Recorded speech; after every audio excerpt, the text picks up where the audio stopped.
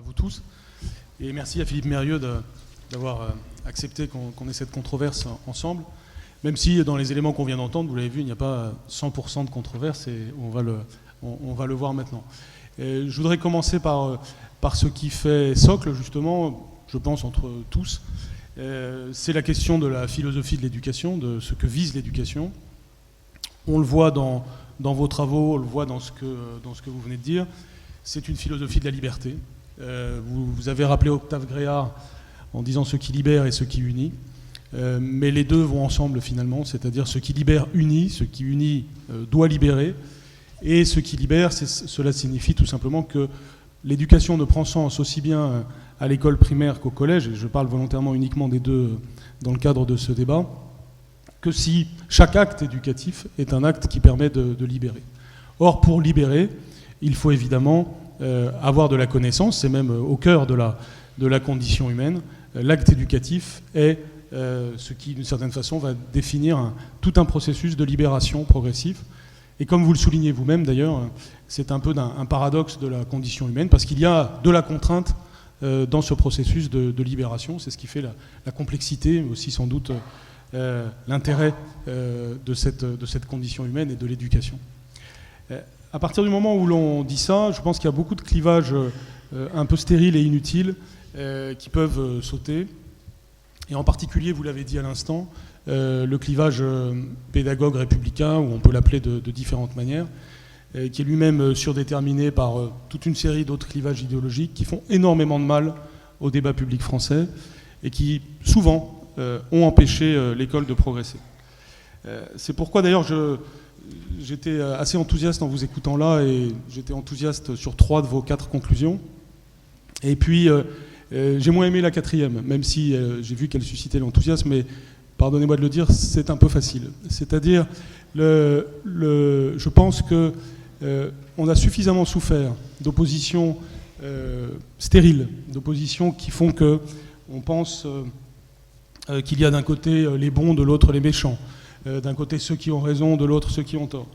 Qu'au moment où vous dressez l'acte de décès de la précédente, et là je vous applaudis, il ne s'agit pas d'en faire surgir une nouvelle, d'autant plus qu'elle est, à mes yeux, complètement caricaturale. Je n'avais pas prévu de commencer par là, mais je le fais pour respecter l'esprit d'un débat. Je pense que, évidemment, distinguer progressisme pédagogique et progressisme administratif, cela revient vraiment, encore plus qu'avant, à distinguer un clan des bons et un clan des méchants. Qui a envie d'être du côté du progressisme administratif tel que vous l'avez défini ? Franchement, moi non plus, je suis avec vous vers les progressistes pédagogiques et je vais lutter contre tous les robots envahissants qui vont chercher à nous faire de la performance sans tenir compte de l'être humain.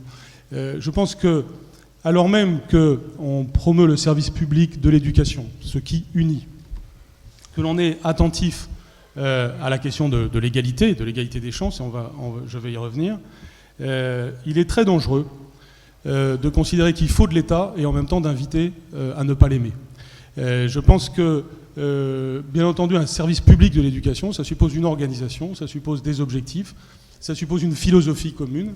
Elle s'incarne dans des hommes et des femmes, ils sont souvent imparfaits comme nous tous, mais une opposition un peu démagogique entre le terrain et l'institution, à mon avis, est redoutable quant à ses conséquences. C'est pourquoi je n'adhère absolument pas à la 4e conclusion. Je pense qu'il faut du progressisme pédagogique et administratif, que cela va ensemble et que l'administration progresse quand elle est bien plus soucieuse, évidemment, des questions de terrain, quand elle tire les leçons du passé. Et je pense que de ce point de vue-là, tout le monde doit être modeste par rapport justement à certains errements du passé qui sont dus à des faux clivages. Une fois ceci dit, je pense que la question du socle est une question extrêmement importante, que nous sommes effectivement en pleine actualité puisqu'il y a une consultation en ce moment même. Je pense que beaucoup d'entre vous participent à cette consultation. Et je voudrais en distinguer 2 enjeux. On pourrait dire un enjeu dans le temps et un enjeu dans l'espace, qui ont déjà été vus par Philippe Mérieux.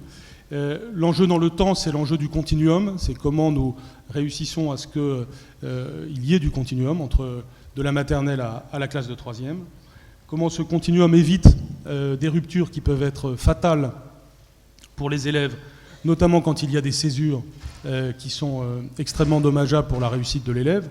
Je pense évidemment à la césure entre l'école maternelle et l'école élémentaire, et à la césure entre l'école élémentaire et le collège.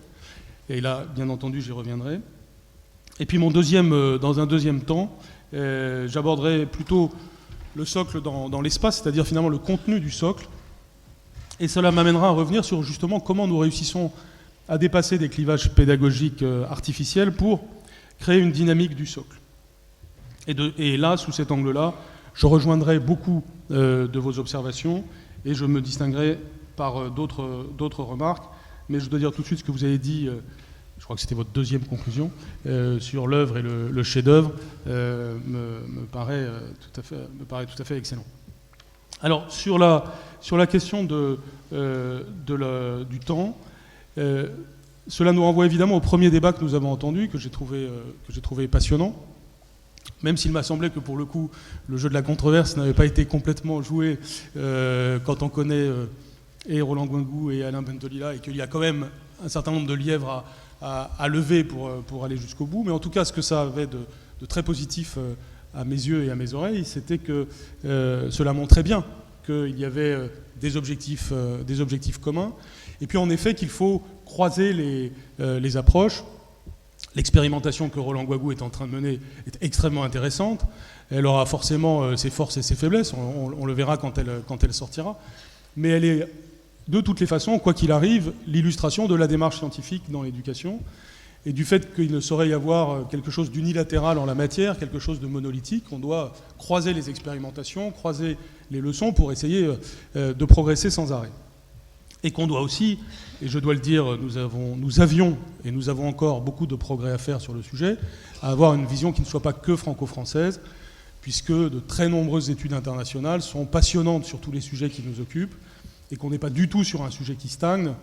Vous le savez, puisque vous êtes un public éclairé, mais bien entendu, les questions que nous abordons aujourd'hui, elles peuvent être éclairées à la lumière de bien des expériences passées. Il y a été fait un peu référence dans les débats précédents.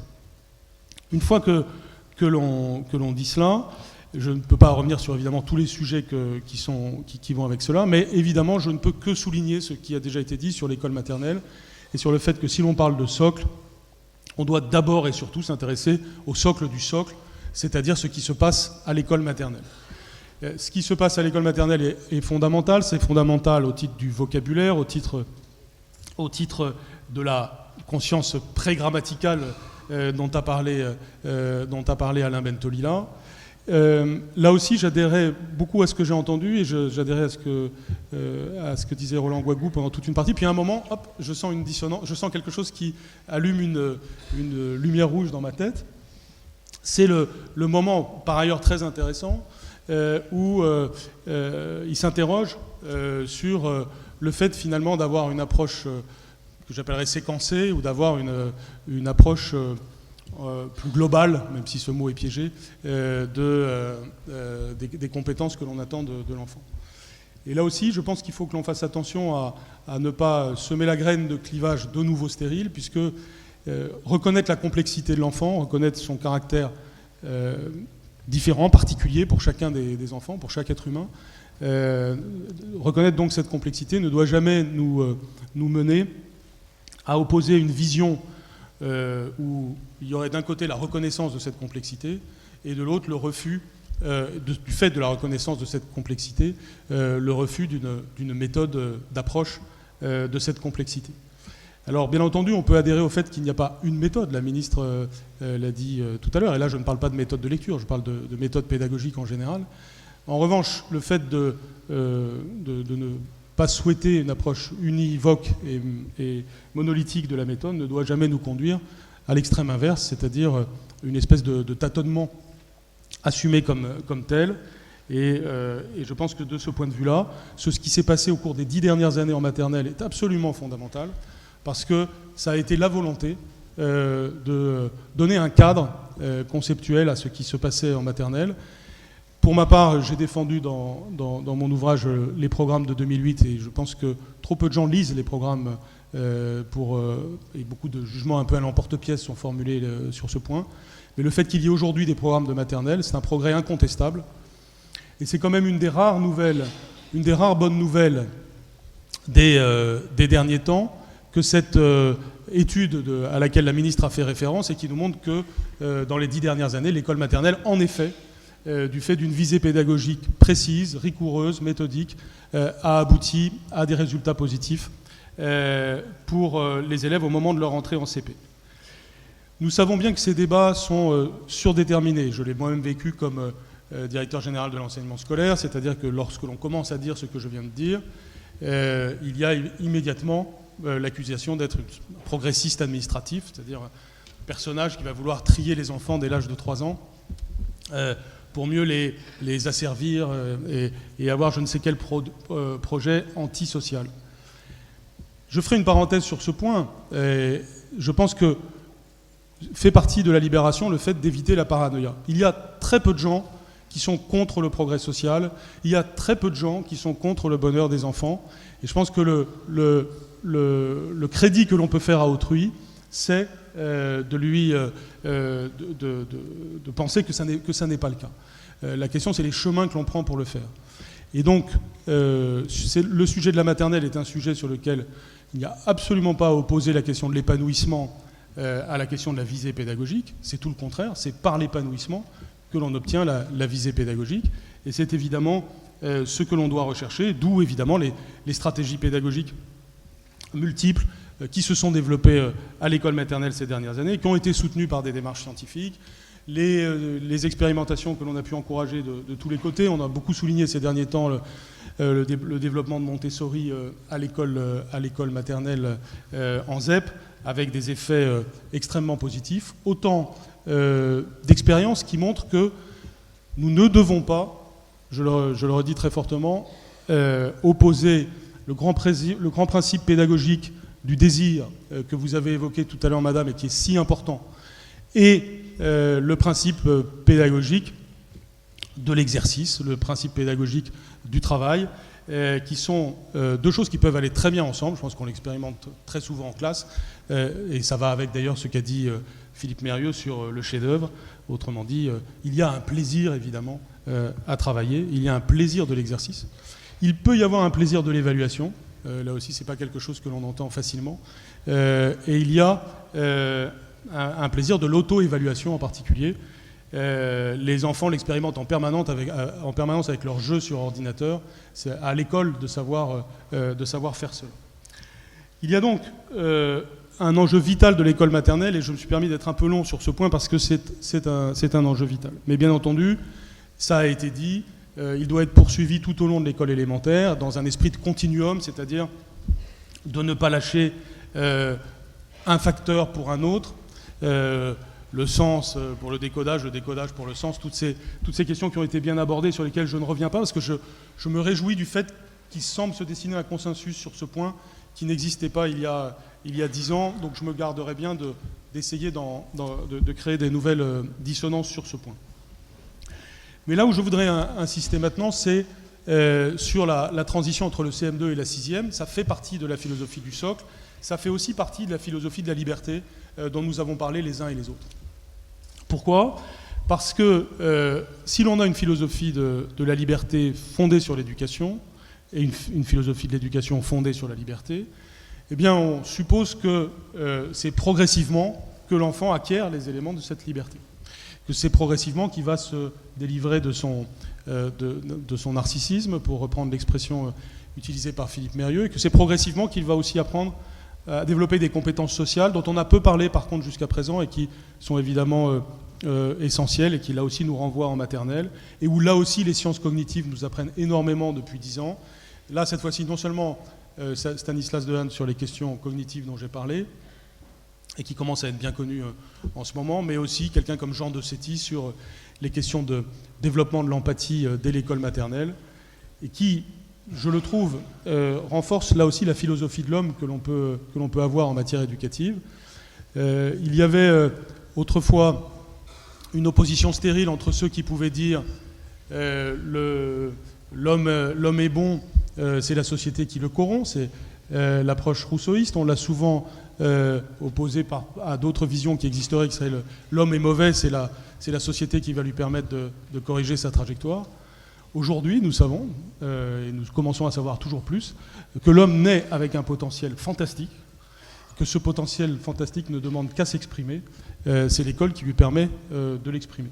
Cette bonne nouvelle des sciences cognitives, il faut la prendre comme une nouvelle qui va dans le sens de l'épanouissement, qui va dans le sens du progrès, et bien entendu, ne pas se mettre à dresser des barrières qui, je dois le dire, caractérisent le débat franco-français, c'est-à-dire de nouveau le chaud contre le froid, la crainte de l'approche par les sciences cognitives versus l'épanouissement et une approche plus humaniste. Au contraire, les sciences cognitives viennent à l'appui de l'approche humaniste et ce serait une folie que de rester à l'écart de ce qu'elle nous apporte, aussi bien d'un point de vue cognitif que du point de vue des compétences sociales de l'enfant. Prenons les bonnes nouvelles quand elles nous viennent, et elles sont nombreuses quand on fait les comparaisons internationales. Et puis, la question donc de la transition vers le collège nous invite à voir que finalement, sur le plan de l'école primaire, qui est une priorité politique depuis en réalité un certain temps et à juste titre, l'école primaire nécessite un certain nombre d'évolutions. Le socle va avoir un impact sur elle, mais d'une certaine façon, les facteurs fondamentaux sont présents, et notamment ce qui fait encore la réussite de l'école primaire française, c'est bien entendu la question du maître ou de la maîtresse qui réussit à créer l'unité de sa classe, l'unité des savoirs entre eux, le fait d'être la capacité de relier ces savoirs entre eux. Nous savons bien que l'arrivée en 6e, de ce point de vue-là, peut être un trou noir, peut être une catastrophe pour l'enfant, pour des raisons qui ont été développées par bien des auteurs, au premier rang desquels Edgar Morin, bien entendu, sur la question de la frontière entre les disciplines, et nous sommons finalement l'élève de 6e d'être une espèce de pic de la Mirandole qui va être capable de relier entre eux des savoirs qui sont compartimentés, que les professeurs eux-mêmes n'ont pas forcément articulés entre eux, que les programmes eux-mêmes n'ont pas toujours bien su rendre cohérents entre eux.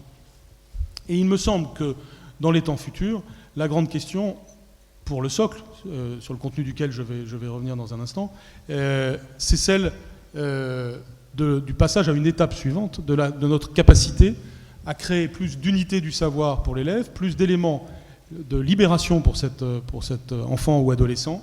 Et comment le faire s'il n'y a pas la prise en compte de la spécificité de chaque élève au moment où il est, du fait de son parcours à l'école primaire, en possession de plus de moyens, parce que justement l'école primaire aura réussi à lui donner les premières connaissances et compétences qui lui permettent de personnaliser son parcours. Les pistes que je vois, c'est celles qui peuvent correspondre à l'individualisation pédagogique dont a parlé Philippe Mérieux, mais qui en réalité relèvent aussi de la question du soutien individuel. Et là-dessus, je ne prononcerai pas avec autant de certitude les constats d'échec que vous avez prononcés, puisque je pense que sur ces deux plans-là, il y a des échecs et des réussites, et elles méritent une très forte attention. Ce collège dans le futur, je l'appelle collège commun plutôt que de l'appeler collège unique, parce qu'en effet, nous devons garder tout ce qu'il y a eu de positif, de démocratique dans l'ouverture du collège, c'est-à-dire le fait d'amener tous les élèves au cours de la scolarité obligatoire à un socle commun de connaissances et de compétences, à charge pour nous de bien le définir, mais à condition de le faire d'une façon adaptée à chaque élève. Et autant l'école primaire a permis cette adaptation, autant le collège aujourd'hui ne le fait pas. Et la manière de le faire serait peut-être davantage de travailler en groupe de compétences. C'est une formule qui permet d'abord de distinguer selon les compétences. On retrouve d'ailleurs le fait qu'on peut très bien, ce que vous disiez tout à l'heure, c'est-à-dire on peut très bien être bon en mathématiques et mauvais en français. On n'a donc pas les mêmes besoins de soutien et pas les mêmes besoins quant à son parcours selon les qualités que l'on démontre à certains moments. Et surtout, le collège doit permettre d'assurer ce parcours pour chacun des domaines. Si l'on fait cela, les conséquences sont considérables. Si l'on fait des groupes de compétences sur une seule année, par exemple, si l'on considère que pour aller de la 6e à la 3e, il n'y a pas 4 années, mais 20 groupes de compétences en maths qu'il faut passer. On peut tout à fait passer au bout d'un mois ou deux de sixième au groupe de compétences 2, puis un mois ou deux après au groupe de compétences 3, et ainsi de suite. Dans un schéma comme celui-ci, on ne redouble plus. Quand on redouble, on redouble des semaines, mais on ne redouble pas des années. Dans un schéma comme celui-ci, si je suis passionné par un sujet, si je montre des talents fantastiques, je vais y aller en accéléré. Si j'ai des difficultés, l'institution, l'école, va faire le maximum pour m'aider dans ces moments difficiles. C'est donc prendre au sérieux le soutien individualisé comme il ne l'a jamais été pris jusqu'à aujourd'hui. Tout simplement parce que, et vous l'avez dit, très souvent, ça a été du soutien finalement peu individualisé en réalité, et que ceci en plus était sous l'angle de l'externalisation, ce qui en effet est un des grands dangers pédagogiques que l'on court quand on développe des formules de ce type. Il y a donc nécessité, si l'on veut un socle qui fonctionne, de réfléchir à l'évolution du collège, en maintenant l'idée bien entendu que tous les élèves doivent aller au collège jusqu'à 16 ans, mais en le faisant d'une manière qui soit adaptée à chacun, et dans le cadre du socle.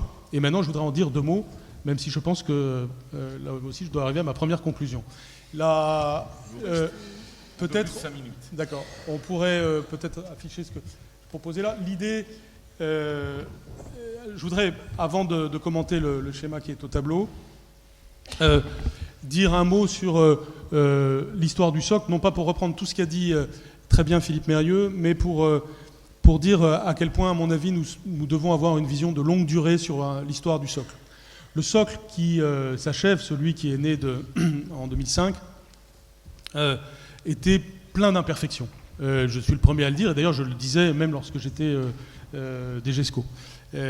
Lorsque j'en ai pris connaissance, j'étais recteur de Guyane, et j'étais en effet frappé par un certain nombre de faiblesses que vous avez soulignées, tout en étant totalement convaincu du projet politique et social qu'il y a derrière le socle, c'est-à-dire le fait que les 800 000 enfants d'une génération doivent avoir un socle commun de connaissances, de compétences et de culture. Je trouve ce troisième mot tout à fait valable. Il ne faut juste pas trop les accumuler, mais il me va très bien. Socle de connaissances, de compétences et de culture pour tous les enfants de France. Simplement, et donc, de nouveau, essayons d'éviter les clivages stériles entre mauvais socle et bon socle, mais plutôt essayons d'avoir une vision de longue durée sur comment nous allons progressivement améliorer le socle. Pour ma part, je ne suis que partiellement convaincu par la proposition de socle qui est proposée en ce moment, et je pense que c'est bien que nous ayons ce débat aujourd'hui, parce qu'il est bon qu'il y ait du véritable débat autour de cela. Il est probablement un progrès par rapport au précédent, mais, et ça va peut-être surprendre venu de moi de le dire, il n'est pas assez différent du socle précédent, en réalité. On doit tirer les leçons aussi bien des faiblesses du socle précédent que des faiblesses, en effet, du livret personnel de compétences, et en tenant compte de toutes les remarques qui ont été faites. Et pour cela, je pense qu'on ne doit pas accumuler des catégories qui n'ont pas grand-chose à voir entre elles. Et pour moi, alors là, justement, d'un point de vue épistémologique, les 5 catégories que vous avez rappelées au début du débat me paraissent être un peu des choux et des carottes, pour reprendre cette image, en tout cas des choses qui ne sont pas de même nature, et qui en plus ne sont que des accumulations. Alors certes, on passe de 7 à 5, mais je pense que les parents d'élèves des années futures, puisque ça fait partie des acteurs aussi à prendre en compte de façon très forte, ne retiendront pas plus ces 5 catégories qu'ils ne retenaient les 7 précédentes. Il est donc très important d'avoir un impératif de cohérence, mais aussi un impératif de simplicité, et puis un impératif de, comme je ne sais quel mot utiliser, je dirais de motorisation, pour rebondir sur ce que disait Philippe Mérieux, puisque finalement, si j'ai bien compris son propos, il nous dit le socle c'est bien, et vous me corrigerez bien sûr si j'interprète mal, le socle c'est bien, mais attention, n'en attendons pas trop, et en tout état de cause, ça ne saurait être un moteur, c'est un tableau de bord. Ça a le mérite, je pense, d'être une position raisonnable, une position de base de garantie, parce que c'est vrai qu'attendre trop du socle peut être éventuellement dangereux. On peut peut-être mettre l'ambition un cran plus haut en considérant qu'il y a une possibilité de motorisation avec le socle, dès lors que l'on regarde les choses avec cohérence, et surtout qu'on essaye de créer une dynamique. Et c'est là qu'on se trouve au point d'aboutissement de plusieurs choses qui ont été vues ce matin. Notamment, comment nous réussissons à dépasser les clivages stériles pour non seulement que ce ne soit plus des clivages, mais pour que ce soit des dialectiques utiles. Et rappelons-nous que les questions le mot même de connaissance et le mot même de compétence ont été des mots connotés ces dernières années, puisque en gros, et bien entendu c'est schématique de le dire ainsi, mais en gros, pouvaient se reconnaître derrière les connaissances les républicains, pour reprendre cette terminologie, et derrière les compétences les pédagogues. C'est évidemment de nouveau un clivage absurde, j'ai souvent eu à débattre sur ces questions, et il faut mettre cela ensemble, connaissance, compétences, et ceci fait culture, ça me paraît très bien, et voir ce que cela donne quand on les croise. Le schéma que j'ai proposé au tableau, je ne le présente pas du tout comme quelque chose d'absolument réussi et parfait, mais il a, je pense, le mérite d'illustrer la démarche que je viens de dire, c'est-à-dire d'identifier seulement 3 grandes catégories de connaissances qui, au moins, peuvent être retenues par tous et correspondre à des éléments fondamentaux d'aujourd'hui. J'ai beaucoup réfléchi, malaxé avant d'arriver à cela. Ça peut, comme souvent quand on arrive à quelque chose de simple à la fin, mais ça n'allait pas de soi de mettre le français en premier, parce que d'une certaine façon, ça pouvait aller avec les humanités et avec la volonté de tout relier. Mais en même temps, à partir du moment où on établit que le socle de la liberté, c'est le langage, c'est cette question du vocabulaire, de la capacité à s'exprimer, de la capacité à sortir de soi-même, à avoir du pouvoir sur soi et sur les autres, pour ne pas trancher ce débat-là. Eh bien, le français, la langue maternelle, ou la langue du pays où l'on vit, puisque ce n'est pas la langue maternelle de tous les élèves de France, eh bien, le français est absolument fondamental comme connaissance et doit être identifié comme tel. En second lieu, les mathématiques et les sciences. Je n'ai pas le temps de tout justifier. Et en troisième lieu, les humanités. Là aussi, nouvel enjeu un peu maurinien lui aussi, puisque c'est comment nous réussissons, en ce XXIe siècle, à réinventer les humanités, à reprendre ce qu'il y a de meilleur dans la tradition des humanités, et en la renouvelant, non seulement avec le sujet numérique, le sujet digital, qui est absolument fondamental aujourd'hui, mais avec un certain nombre de défis de notre temps. Et si on met en regard ces 3 catégories de connaissances, avec 4 catégories de compétences essentielles hier, aujourd'hui et demain, ce que j'ai appelé ici les compétences pédagogiques, qui sont donc lire, écrire, compter et les langues. Ensuite, les compétences éducatives, comment nous relions le texte à la vie, comment nous développons une culture scientifique chez l'enfant, comment nous créons une culture générale. On va retrouver ici l'œuvre et le chef-d'œuvre. Les questions corporelles entendues au sens large. J'ai encore en tête tous les débats sur l'éducation physique et sportive, comment elle rentrait dans le socle, comment elle avait finalement été, d'une certaine façon, ajoutée, mais dans une perspective purement de sédimentation des choses et non pas de réflexion sur ce qu'est le corps. Et à la fin, tout à l'heure, Philippe Mérieux nous a invités à cette réflexion sur la relation corps-esprit, son inversion récente, et à quel point la question du corps doit être pensée dans nos écoles. C'est un sujet, là, pour le coup, sur lequel les Finlandais m'ont paru très intéressants. Eh bien, alors, on trouve une vision complète avec l'expression orale, expression physique, qui inclut le PS, et les arts appliqués, c'est-à-dire la capacité créative des enfants, là aussi, enjeu absolument fondamental. Et puis le numérique, là aussi, c'est d'actualité, puisqu'il y a une volonté des pouvoirs publics de franchir un cran supplémentaire dans la culture numérique des enfants. Là aussi, ce serait un débat, il aura lieu tout à l'heure, mais savoir manier, savoir coder, savoir créer, me paraissent être 3 compétences fondamentales qui correspondent à ces humanités du XXIe siècle et aux humanités digitales dont on parle de plus en plus. Alors, pour conclure, je voudrais terminer par là où j'ai commencé, c'est-à-dire en quoi est-ce que le socle commun de connaissances et de compétences peut être un outil au service de cette école de la liberté, de cette école émancipatrice pour l'enfant. Je crois qu'elle peut l'être à plusieurs titres. D'abord parce qu'elle donne un véritable programme de socle pour la République. Il ne faut jamais perdre de vue que dans cette question du socle commun de connaissances et de compétences, il y a le sujet de de faire une société commune, de faire république commune. Et nous savons bien que c'est un enjeu essentiel de notre temps. Ça l'a toujours été, ça l'est plus que jamais. Et donc, ce seul argument est déjà un argument pour l'existence d'un socle. Mais en deuxième lieu, le socle peut être un élément de libération, s'il est bien fait. S'il est mal fait, ça peut être de la perte de temps, ça peut être tout ce qu'on voudra. Nous sommes, je crois, tous bien d'accord. Mais s'il est bien fait, ça peut être un élément de libération. C'est un élément de libération pour le pédagogue, pour le professeur, parce que, évidemment, cela aura un impact sur les programmes, parce que c'est évidemment à toute une réinvention de la notion même de programme que nous sommes invités par la notion de socle. Et nous arrivons maintenant à une étape où ceci est sans doute possible. Et puis c'est évidemment un outil de libération pour l'élève, parce qu'il peut se repérer davantage dans le temps, parce qu'il peut avoir un chemin mieux défini, parce qu'il peut avoir une prise en compte plus forte de sa personne. Ceci non pas au détriment des notions d'épanouissement, de travail, d'exercice, mais en les rassemblant toutes au service de la liberté. Merci beaucoup.